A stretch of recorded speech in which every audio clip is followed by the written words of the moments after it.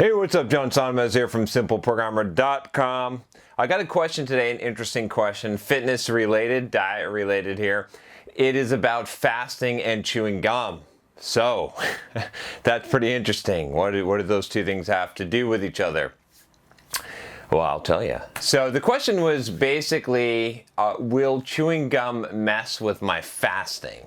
And if you're wondering why I might be answering this question and what this person's probably talking about, they're probably talking about the diet that I do, which is 1 meal a day. OMAD, I basically came up with this.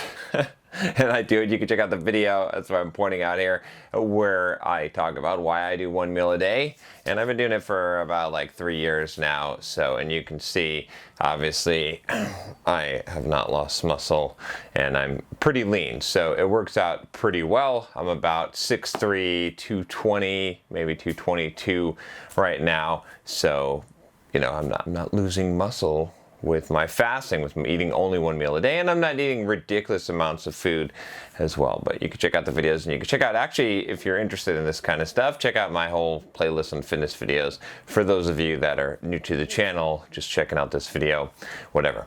But let's get into the question here, which is, will chewing gum mess with my fasting? So this is sort of interesting here. So I want to talk about, we'll talk a little bit about about chewing gum itself, and then we'll talk a little bit about protocol and fasting and what we're trying to accomplish here. So first of all, just to give you the stats, right? So if you're not chewing sugarless gum, okay, sugar, then you're going to obviously have sugar in it. It's going to have calories, probably corn syrup, maybe somewhere between 10 to 15 calories per stick of gum. But if you're chewing sugar-free or quote calorie-free gum, it actually has calories. Oh, shit. I know that sucks, right? Doesn't it? So the calories though aren't that bad, right? So if you look at, I think it varies, but if you look on the back of most of the packages of sugar-free gum, it'll say not a significant source of calories or something. They basically don't have to report it because it's such a small amount, but some of them do, some of them say, and it's somewhere between 2 to 5 calories per stick of gum. Now, this might not seem like a lot, and it's really not that much, but it is probably carbohydrates. Some of it has sugar alcohols in it, different things they use, xylitol, aspartame for sweetener, aspartame, aspartame. How's that? Do you ever have words that you pronounce weird because you read them more than you hear them or say them? I have a bunch of those words where it's like, I've read this word a lot of times, so I'll say it one way, and even though I know it's pronounced a different way, I don't make a connection between the two words. It's really strange, but that's a pretty weird side note. So here's the thing, okay? Basically, you're going to have some amount of calories and probably some amount of sugar, even if it's artificially sweetened, in sugar-free gum.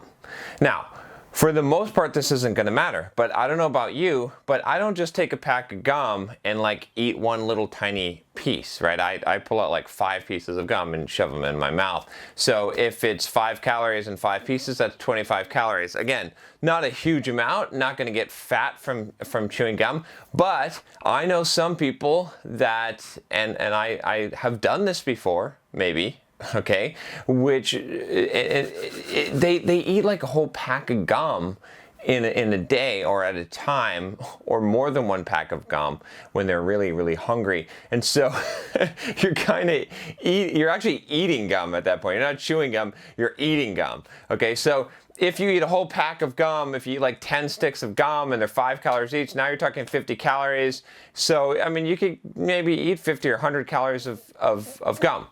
So I just wanted to give you the facts there so you understand this, first of all. I know this seems a little bit silly. Does it really matter?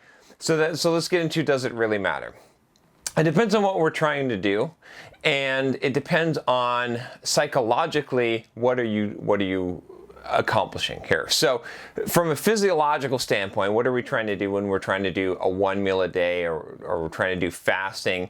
And what we're trying to do physiologically is we are trying to reduce or decrease, basically nullify the amount of insulin that is in the blood. Now, why do we want to do this? Because essentially insulin is an anabolic hormone, right? When you have insulin in your blood, you are opening up the pathway for anabolism. So basically for your body to grow. Fat cells, muscle cells, whatever it is, insulin promotes that, right? Because insulin, if you know the interaction between insulin and glucose in the blood, basically what ends up happening is that when you have insulin, it causes glucose receptors on cells to respond to glucose and pull the glucose out of the blood so that you reduce your blood sugar. So that's how your body can actually utilize that energy. Now, fat cells can do that when your body wants to store the glucose. Muscle cells can do that when it needs to use that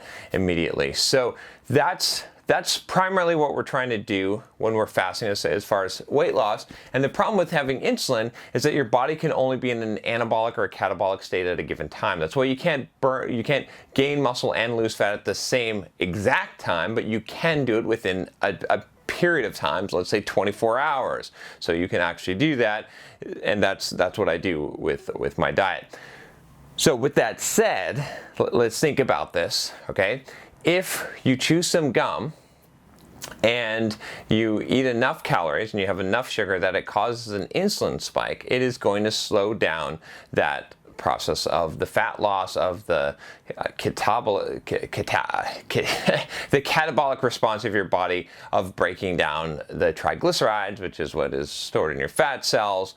It's called lipolysis, where that process happens, where those fat cells release the long chain fatty acids, and that gets broken down in the liver so that it can be used as fuel. So essentially what's going to happen is that process is going to stop when you have an insulin reaction. Now, if you eat a couple of calories of sugar, are you going to have an insulin reaction?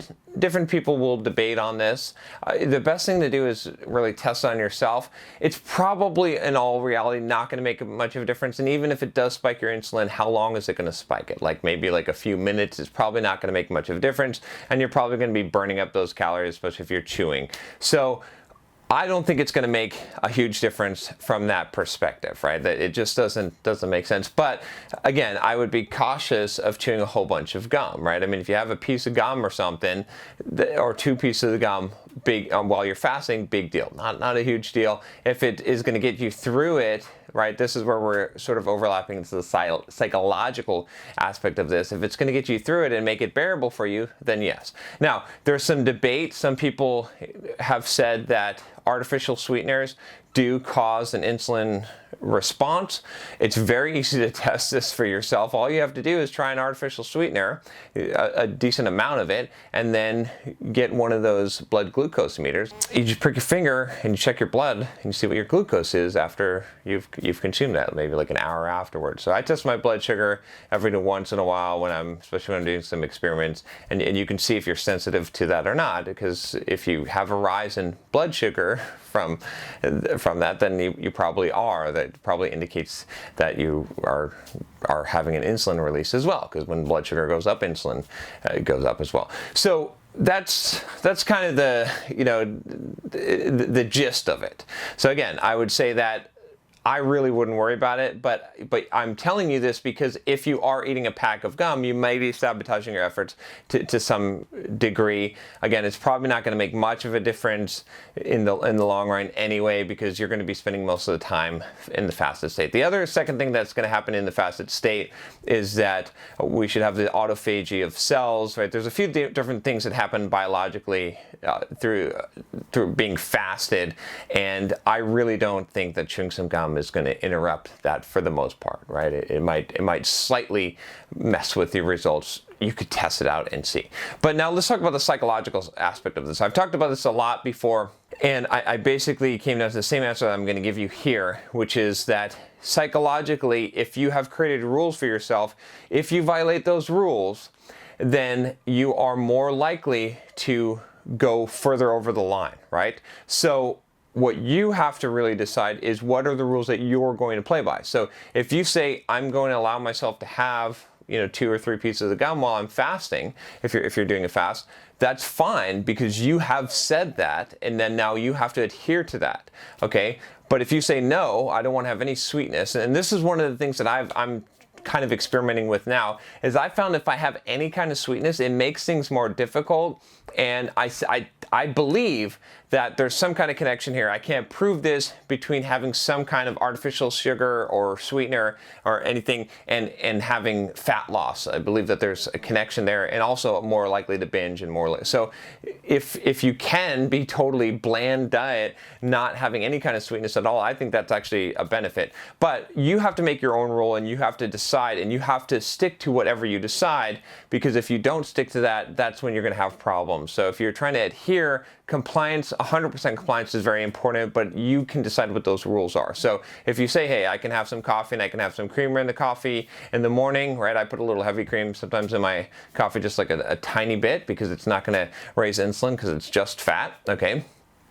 And if you say I can have a couple pieces of gum, that's fine. It's totally up to you. But you got to decide that. That's the key thing. Otherwise, you're going to go careening off the cliff when you bring judgment to it. The whole point, the whole thing that makes it possible to stick to diets like this is to have that, not have to make those judgment calls. All right, that's a really long answer on chewing gum, messing with fasting, but there you go. All right, if you like this video, make sure you click that subscribe button below, and I'll talk to you next time.